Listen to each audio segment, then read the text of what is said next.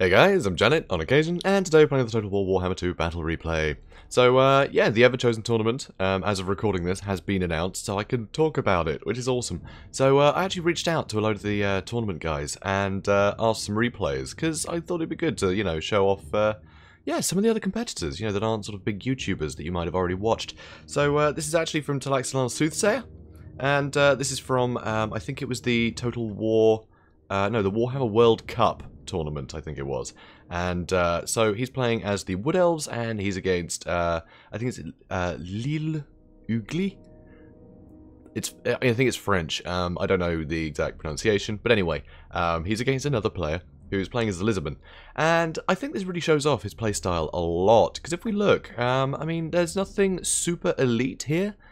Which is kind of cool. He's just gone with a load of cheap, reliable units and gone fairly wide, which is rare to see, you know, the Elves do this. So it's pretty cool. So he's got Eternal Guard with shields knocking around, he's got Dryads, he's got Glade Guard with Starfire shafts. I mean, he's not even going with Way Watchers and things, which everyone kind of just presumes is the meta these days. But I mean, this guy's a very good player, and nope, he's just bringing the basic stuff. You know, obviously he's got the armor piercing, which he needs against Lizardmen. But other than that, he's just gone with a pretty cheap front line.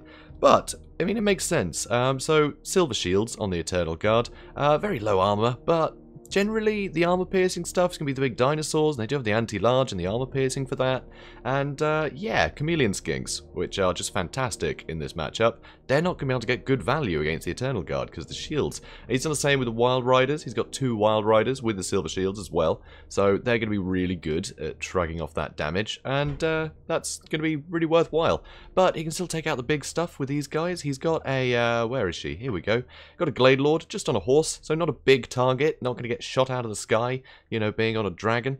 Not going to get netted and blasted by Bastillodons or anything like that. Nope, just running around, you know, very mobile and a lot safer.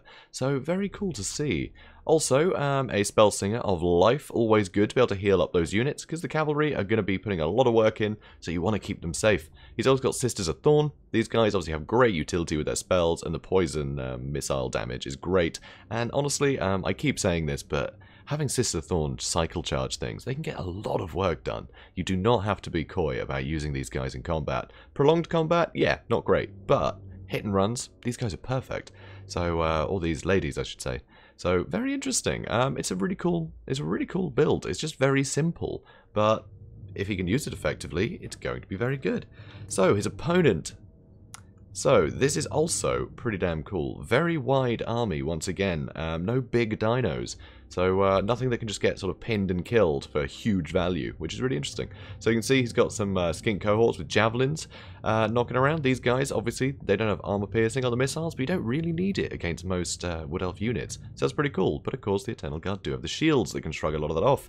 And here, got chameleon skinks, 2 on that side, and another 2 on this side. So, there's a huge amount of skirmishers in this army, and very formidable ones. So, having the shields is going to really help. Here, a Skink Chief on foot as well. So, again, don't want something getting netted and blasted. So, Skink Chief on foot rather than on the Pterodon, which is pretty damn cool. Also, Saurus Warriors, these guys are going to be able to just shred through things like Eternal Guard. They are very capable in melee.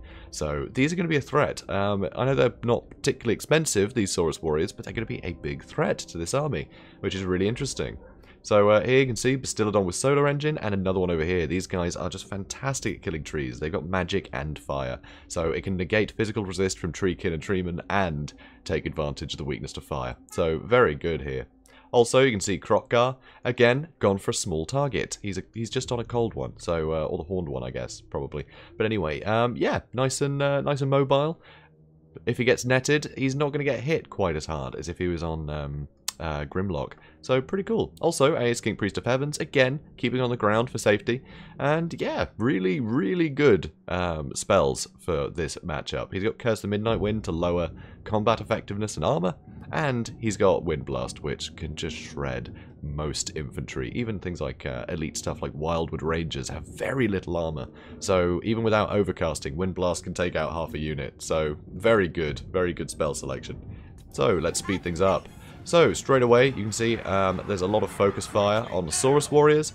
It's good to get rid of them early, because they're going to be the ones that are really going to be able to cut through this front line. The Chameleon Skinks, usually really poignant, but with all the shields, it's going to be hard for these guys to get value. So, Soothsayer, he just knows he has to get rid of the Saurus Warriors, and then he'll have free reign. So here you can see the Wild Riders are actually just going to charge straight in.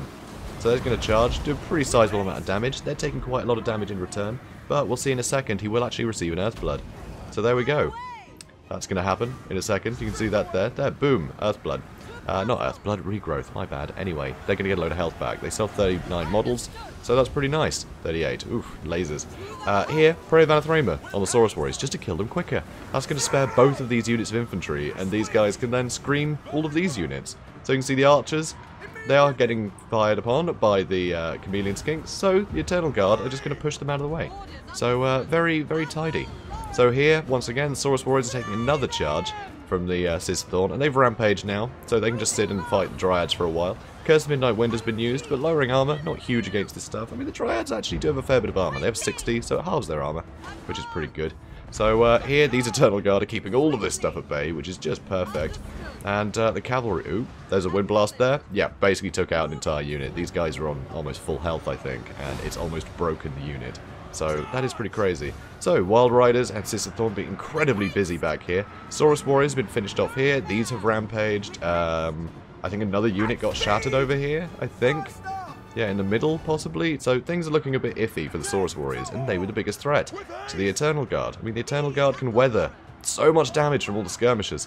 So that's definitely a very advantageous position. Getting the Cavalry to go for the Saurus Warriors instead of the skirmishers, like you normally see happen, it just suddenly means that the front line can weather the storm really easily. You know, they're never going to have enough ammunition to kill all of the front line stuff. So having the cavalry just take out the front line units is incredibly useful in this engagement. You know, Soothsayer immediately identified the biggest problem and went for it, which is impressive. You know, people usually just leave the cavalry on the sides, deal with skirmishers or other cav, and let the front lines engage. Nope, not Soothsayer. He identified the front line was his biggest problem and dealt with it very swiftly. So pretty cool to see. But you can see a lot of pressure on the back line here. Luckily, plenty of frontline units have been, you know, put to the back to screen all this stuff, because the front line now, it doesn't need to be over here anymore. All the Saurus Warriors have been taken care of. So here you can see Krokgar has taken an obscene amount of damage. He'd been netted and just shot to pieces from all of these Glade Guard, which is pretty impressive. Cold-blooded though, perfect in this situation, because yes, it lowers melee stats, but doesn't matter, you know, that's not going to affect how much damage he takes from the archers. So just a cold-blooded, while he's being shot at, it's definitely keeping him going. But Glade Lord is chasing him. He's got a load of Scissorthorn and the Spell Singer coming after the Skink Priest, which is definitely worthwhile. You want to take him out, because that Wind Blast, that's the one thing that the Lizardmen player has for dealing with the infantry quickly.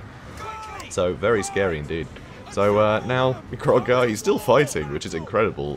Krokgar is an absolute beast.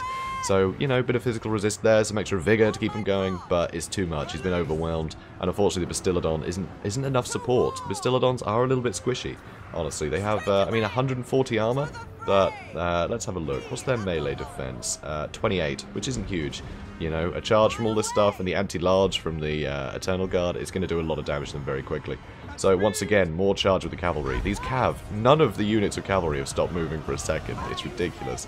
And here, these Chameleon Skinks have been shooting into this unit of Eternal Guard, while these Eternal Guard have been fighting these Skink cohorts for the entire battle. And yet, they're still going, and these guys haven't really got any value out of it. So it just shows, you know, Eternal Guard, they can deal with the cheap stuff very well. So going wide like this is handy.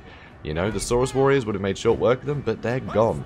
It's that simple. It's really impressive. Although it looks like some did come back over here. Dryad to try to keep them busy. Here, Chameleon Skinks, they charged into melee, but no, it wasn't enough. Skink Chief, he's still doing great. He's still running around. Slippery, keeping him going even more.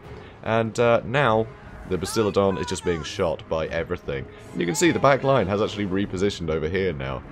Because all the pressure was in the back, you can see the infantry and the ranged units have just swapped places, which was beautifully maneuvered, you know. This is effortless. It's incredible. So, very simple army, but used very effectively, and I think that's a bit of a trademark for TlaxtlanSoothsayer. Very cool to see. So, yeah, I mean, what's left? I mean, just some skirmishers, but there's still so many shields on the board, so many archers that can just focus these things down. The Bastiladon, I mean, Cold Blood's being used on it to try and keep it in the fight, but, I mean, it can't weather the storm of all these arrows. And his opponent knows this, so that's game. But yeah, really cool to see. Just cheap units, you know, none of this stuff is elite. I mean, the Wild Riders are obviously very, very competitive, and they're very good, but, I mean, just Eternal Guard and Dryads, and, you know, not cheap archers. I mean, they're still Wood Elf units at the end of the day, but he, you know, he didn't splash out on things like Deepwood Scouts or Way Watchers, you know, nothing super elite, just simple, because he knew he had enough stuff to defend it, because he went nice and wide. So, it's great to see this. I mean, this is kind of an early campaign army. It's nothing fancy, but you don't need that, you know, and he's proven that, I think, with this. You can go very cheap and very wide and just use your units cleverly, and you can achieve great results. And I think that is very much a trademark of his. So I think this might be going out in the evening. This is probably there's probably the tournament going on right now, so no one's going to watch this. But, you know, hopefully you'll see it after the tournament. But yeah, so it should be a lot of fun. God, I can't wait for that. Anyway, yeah, I guess that's that. So yeah, Lille? I don't know. I'm assuming that's French, and that's what that is. I mean, it is a World Cup after all. So, you know, that's how that works.